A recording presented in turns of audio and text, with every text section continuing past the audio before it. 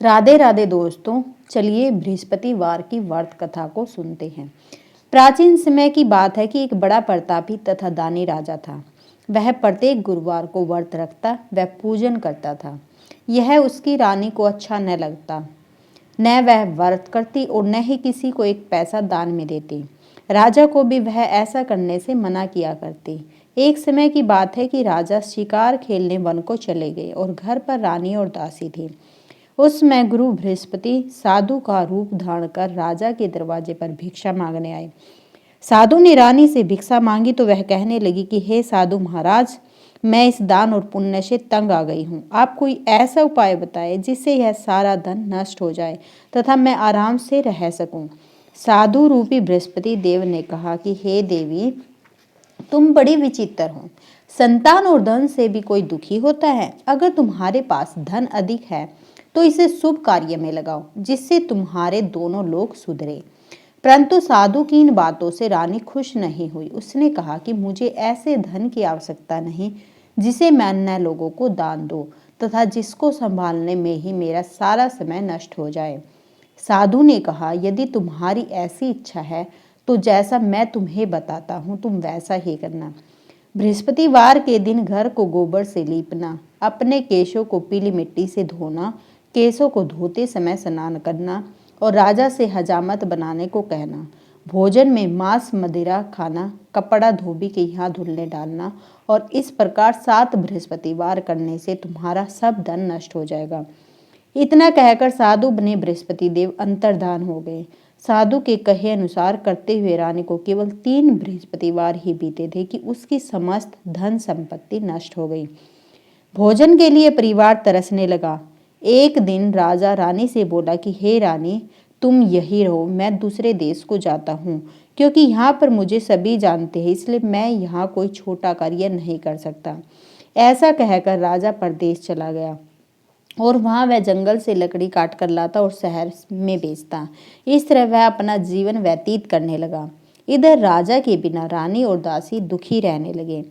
एक समय जब रानी और दासियों को 7 दिन बिना भोजन के रहना पड़ा तो रानी ने अपनी दासी से कहा कि हे दासी, पास ही के नगर में मेरी बहन रहती है, वह बड़ी धनवान है। तू उसके पास जा और कुछ ले आ, ताकि थोड़ा बहुत गुजर बसर हो जाए। दासी रानी की बहन के पास गई और उस दिन बृहस्पतिवार था। रानी की बहन उस समय बृहस्पतिवार की कथा सुन रही थी और दासी ने रानी की बहन को अपनी रानी का संदेश दिया, लेकिन रानी की बहन ने कोई उत्तर नहीं दिया। जब दासी को रानी की बहन से कोई उत्तर नहीं मिला तो वह बहुत दुखी हुई और उसे क्रोध भी आया। दासी ने वापस आकर रानी को सारी बात बता दी। सुनकर रानी ने अपने भाग्य को कोसा।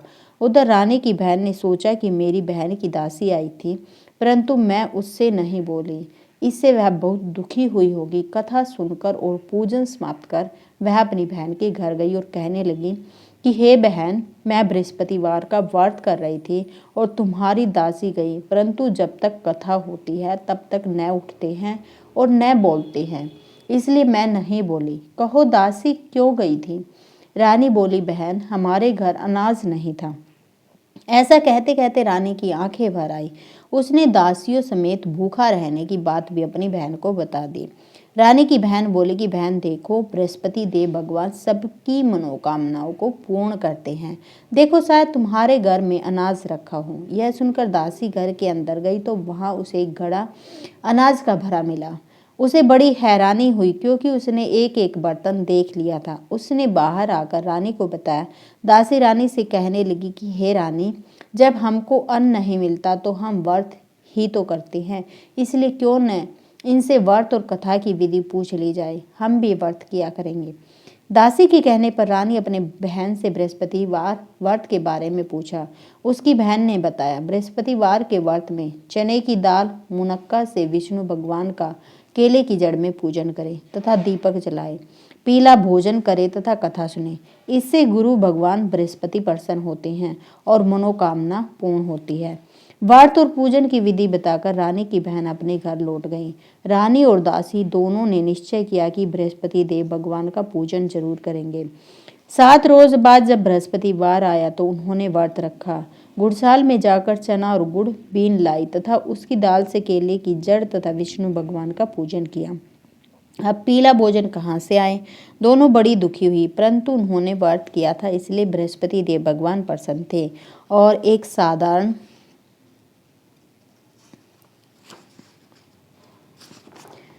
साधारण व्यक्ति के रूप में वे 2 थालों में सुंदर पीला भोजन लेकर आए और दासी को देकर बोले कि हे दासी, यह भोजन तुम्हारे लिए और तुम्हारी रानी के लिए है, इसे तुम दोनों ग्रहण करना। दासी भोजन पाकर बहुत प्रसन्न हुई। उसने रानी को सारी बात बताई।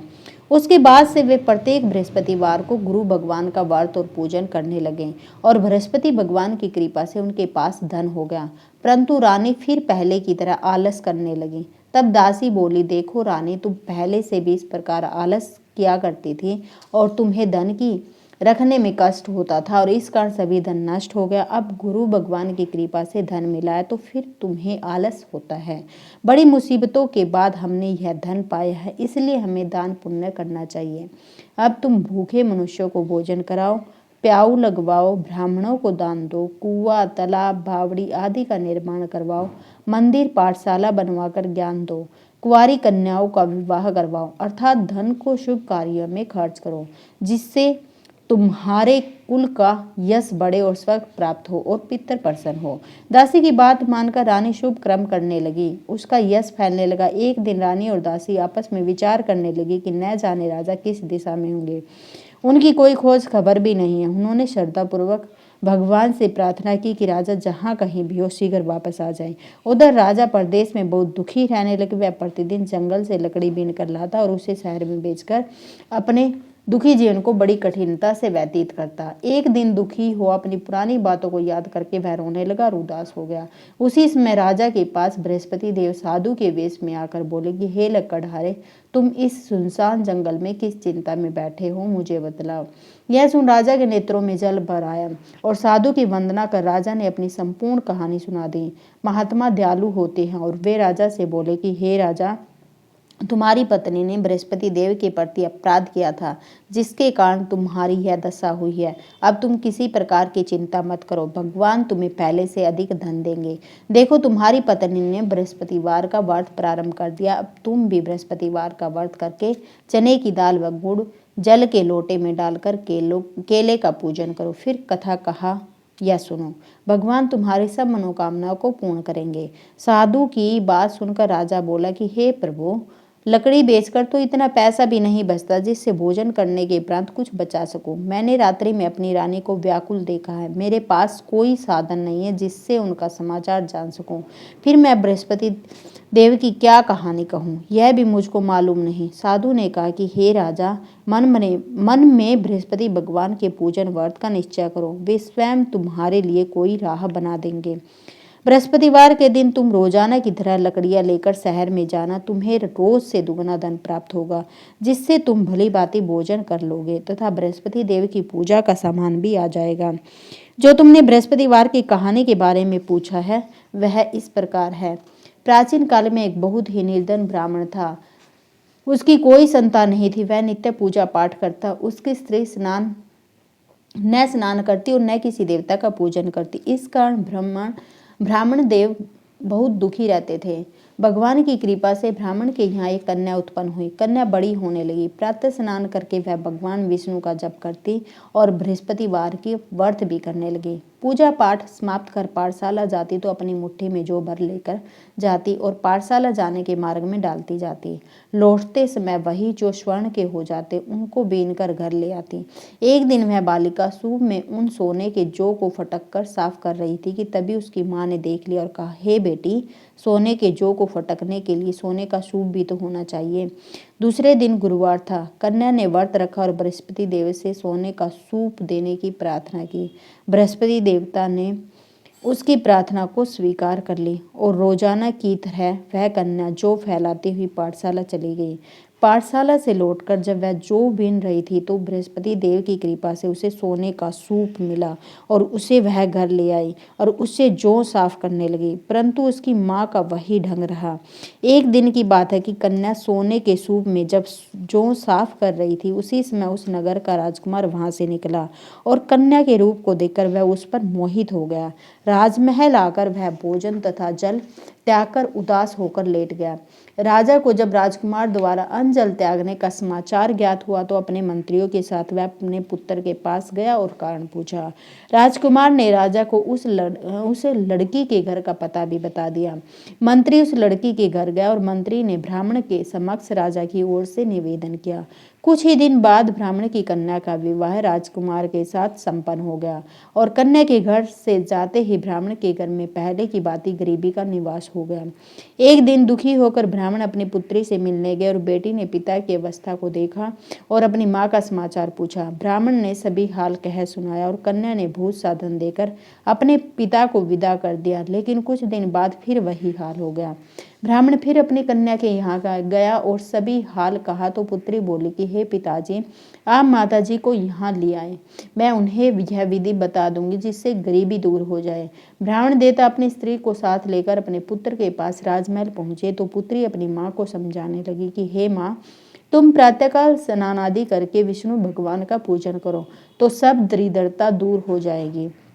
परंतु उसकी माँ ने उसकी एक भी बात नहीं मानी और वह प्रातःकाल उठकर अपनी पुत्री का बच्चा झूठन खा लेती थी। एक दिन उसकी पुत्री को बहुत गुस्सा आया और उसने अपनी माँ को एक कोठरी में बंद कर दिया। प्रातः उसे स्नान आदि करा के पूजा पाठ करवा तो उसकी माँ की बुद्धि ठीक हो गई। इसके बाद वह नियम से पूजा पाठ करके और प्रत्येक बृहस्पतिवार को व्रत रखने लगी। इस व्रत के प्रभाव से मृत्यु के बाद वह स्वर्ग को गई। वह ब्राह्मण भी सुखपूर्वक इस लोक का सुख भोग कर स्वर्ग को प्राप्त हुआ। इस तरह कहानी कहकर साधु देवता वहां से लोप हो गए और धीरे धीरे समय व्यतीत होने पर फिर बृहस्पतिवार का दिन आया। राजा जंगल से लकड़ी काटकर शहर में बेचने गया। उसे उस दिन और दिनों से अधिक धन मिला। राजा ने चना गुड़ आदि लाकर बृहस्पतिवार का व्रत किया और उस दिन से उसके सभी क्लेश दूर हुए।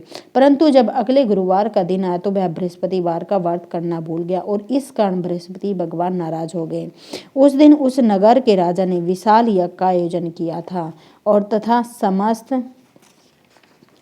समस्त राज्य में घोषणा करवा दी थी कि सभी मेरे यहाँ भोजन करने आवे, किसी के घर चूल्हा न जले। इस आज्ञा को जो न मानेगा उसको फांसी दे दी जाएगी। और राजा की आज्ञा अनुसार राज्य के सभी वासी राजा के भोज में सम्मिलित हुए, लेकिन लकड़हारा कुछ देर से पहुंचा, इसलिए राजा उसको अपने साथ महल में ले गया। जब राजा लकड़हारे को भोजन करा रहे थे तो रानी की दृष्टि उस खूंटी पर पड़ी जिस पर उसका हार लटका हुआ था और उसे हार खूंटी पर लटका दिखाई नहीं दिया। रानी को निश्चय हो गया कि मेरा हार इस लकड़हारे ने चुरा लिया है और उसी समय सैनिक बुलवाकर उसको जेल में डलवा दिया। लकड़हारा जेल में विचार करने लगा कि न जाने कौन से पूर्व जन्म के कर्म से मुझे यह दुख प्राप्त हुआ है और जंगल में मिले साधु को याद करने लगा। तत्काल बृहस्पति देव साधु के रूप में प्रकट हो गए और कहने लगे कि अरे मूर्ख, तूने बृहस्पति देवता की कथा नहीं की, इसी कारण तुझे दुख प्राप्त हुआ है। अब चिंता मत कर, बृहस्पतिवार के दिन जेल खाने के दरवाजे पर तुझे 4 पैसे पड़े मिलेंगे और उनसे तू बृहस्पति देव की पूजा करना तो तेरे सभी कष्ट दूर हो जाएंगे। अगले बृहस्पतिवार उसे जेल के द्वार पर 4 पैसे मिले और राजा ने पूजा का सामान मंगवाकर कथा कही और प्रसाद बांटा। उसी रात्रि में बृहस्पति देव ने उस नगर के राजा को सपन में कहा कि हे राजा, तूने जिसे जेल में बंद किया है उसे कल छोड़ देना, वह निर्दोष है। राजा प्रातःकाल उठा और खूंटी पर हार टंगा देकर लकड़हारे को बुलाकर क्षमा मांगी तथा राजा के योग्य सुंदर वस्त्र आभूषण भेंटकर उसे विदा किया। गुरुदेव की आज्ञा अनुसार राजा अपने घर को चल दिया। राजा जब नगर के निकट पहुंचा तो उसे बड़ा ही आश्चर्य हुआ। नगर में पहले से अधिक बाग, तालाब और कुएं तथा बहुत सी धर्मशालाएं, मंदिर आदि बने हुए थे। राजा ने पूछा कि यह किसका बाग और धर्मशाला है। तब नगर के सब लोग कहने लगे कि यह सब रानी और दासी द्वारा बनवाए गए हैं। राजा को आश्चर्य हुआ और गुस्सा भी आया कि उसकी अनुपस्थिति में रानी के पास धन कहाँ से आया होगा। जब रानी ने यह खबर सुनी कि राजा आ रहे हैं तो उसने अपनी दासी से कहा कि हे दासी, देख राजा हमको कितनी बुरी हालत में छोड़ गए थे और वह हमारी ऐसी हालत देखकर लौट न जाए, इसलिए तू दरवाजे पर खड़ी हो जाना। रानी की आज्ञा अनुसार दासी दरवाजे पर खड़ी हो गई और जब राजा आए तो उन्हें अपने साथ महल में ले आई। तब राजा ने क्रोध करके अपनी तलवार निकाली और उससे पूछने लगा कि बताओ, यह धन तुम्हें कैसे प्राप्त हुआ है। तब रानी ने सारी कथा कह सुनाई। राजा ने निश्चय किया कि मैं रोजाना दिन में 3 बार कथा कहा करूंगा तथा रोज व्रत किया करूंगा। अब हर समय राजा के दुपट्टे में चने की दाल बंधी रहती तथा दिन में 3 बार कथा कहता। एक रोज राजा ने विचार किया कि चलो अपनी बहन के यहाँ हो आऊं। इस तरह का निश्चय कर राजा घोड़े पर सवार हो अपनी बहन के यहाँ चल दिया। मार्ग में उसने देखा कि कुछ आदमी एक मुर्दे को लिए जा रहे हैं। उन्हें रोककर राजा कहने लगा कि अरे भाइयों, मेरी बृहस्पतिवार की कथा सुन लो। वे बोले, लो हमारा तो आदमी मर गया और इसको अपनी कथा की पड़ी है। परंतु कुछ आदमी बोले कि अच्छा कहो, हम तुम्हारी कथा भी सुनेंगे। राजा ने दाल निकाली और कथा कहनी शुरू कर दी। तब जब कथा आदि हुई तो मुर्दा हिलने लगा और जब कथा समाप्त हुई तो राम राम करके वह मुर्दा खड़ा हो गया। राजा आगे बढ़ा। उसे चलते चलते शाम हो गई और आगे मार्ग में उसे एक किसान खेत में हल चलाता मिला। राजा ने उससे कथा सुनने का आग्रह किया, लेकिन वह नहीं माना। राजा आगे चल पड़ा और राजा के हटते ही बैल पछाड़ खाकर गिर गए तथा किसान के पेट में बहुत जोर से दर्द होने लगा।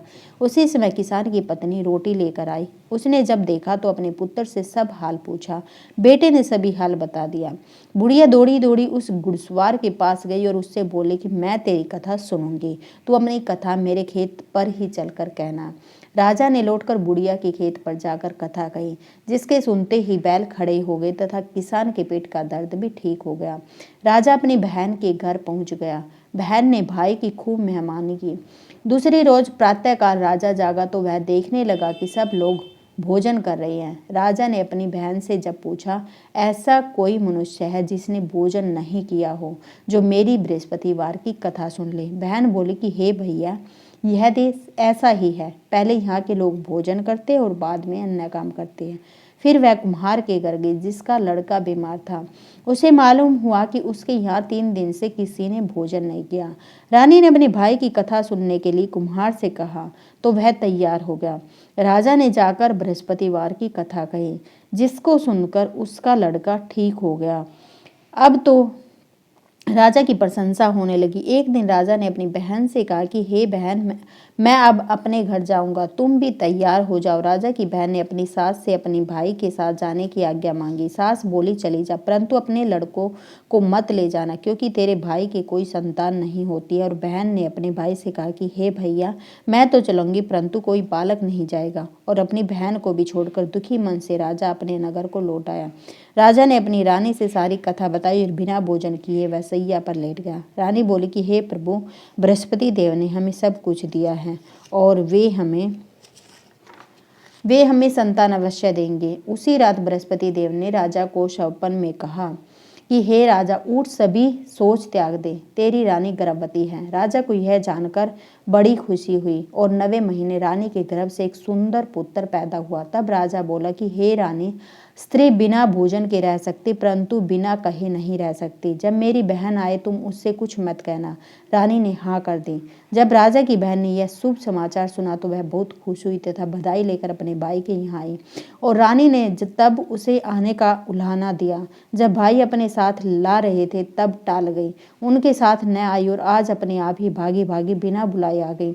तो राजा की बहन बोली कि भाई, मैं इस प्रकार न कहती तो तुम्हारे घर औलाद कैसे होती। बृहस्पति देव सभी मनोकामना पूरी करते हैं। जो भी सद्भावना पूर्वक बृहस्पतिवार का व्रत करता है, वह कथा पढ़ता तथा सुनाता है और दूसरों को सुनाता है, बृहस्पति देव उसकी सभी मनोकामनाओं को पूर्ण करते हैं और उनकी सदैव रक्षा करते हैं। जो संसार में सद्भावना से गुरुदेव का पूजन व व्रत सच्चे हृदय से करते हैं, उनकी सभी मनोकामनाएं पूर्ण होती हैं। जैसे सच्ची भावना से रानी और राजा ने बृहस्पति देव की कथा का गुणगान किया तो उनकी सभी इच्छाएं बृहस्पति देव ने पूर्ण की। अनजाने में भी बृहस्पति देव की उपेक्षा न करें, ऐसा करने से सुख शांति नष्ट हो जाती। इसलिए सबको कथा सुनने के बाद प्रसाद लेकर जाना चाहिए। हृदय से उनका मनन करते हुए जयकारा बोलना चाहिए। बृहस्पति भगवान की जय हो श्री विष्णु भगवान की। दोस्तों, मेरी आपसे रिक्वेस्ट है कि कमेंट बॉक्स में जय विष्णु भगवान जरूर लिखें। भगवान आपकी सभी मनोकामनाओं को जरूर पूरी करेंगे।